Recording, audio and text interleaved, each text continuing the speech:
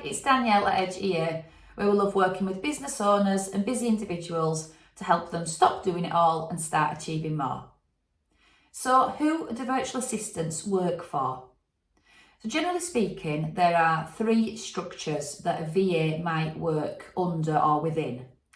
And I'll go through each one, and as you might expect, there's some pros and some cons to each. And so as a client, then it's for you to consider which one best meets your needs. So the first scenario is the simplest, is a standalone freelance virtual assistant.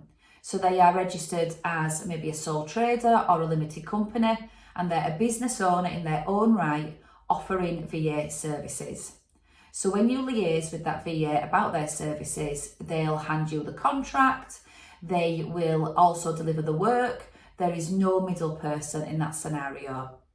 So as you'd imagine, that person will have a menu, if you like, of skills that they are able to deliver or services that they are able to deliver.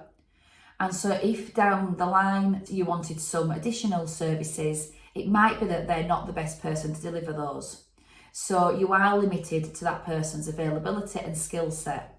But there is no middle person in that scenario. So that is the upside, that you and that VA are working one-on-one together. The second scenario is what we would call a VA agency. And this is a lead VA overseeing the work that a team of freelance VAs are doing. So in the same scenario as a VA having their own business, if you imagine a team of those being overseen and coordinated by a lead VA. So as the client, you would agree what services you need, the costs, the contract. You do that with the lead VA. They would then pass out the work to the team of freelance virtual assistants. So on a day-to-day basis, it's going to be the freelance VA that you work with, but from a contractual point of view, you are contracted to the lead VA, the VA agency. As you might expect in that scenario, there are some overheads that the standalone VA just doesn't need. There are additional software needs and licenses, and so the cost to you as the client is probably going to be more.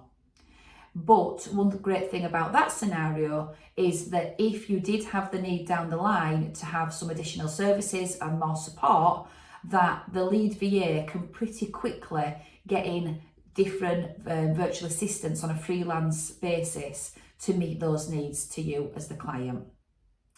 The third scenario is again a team of VAs, but rather than this being a team of freelancers, these are VAs who are employees and report to the virtual assistant business as employees. So the lovely thing about that arrangement is that it's the same team. They're probably not going to chop and change companies as often as within an agency arrangement.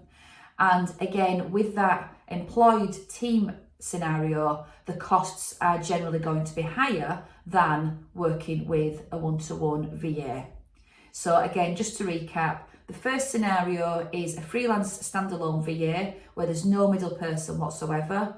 The second scenario is a team of business owners that's been coordinated by a VA agency. The owner of the VA agency is often referred to as the lead VA. And the third scenario is a VA business that is overseeing a team of employees that are all virtual assistants, and they are supporting clients in that way. I hope that's been really helpful.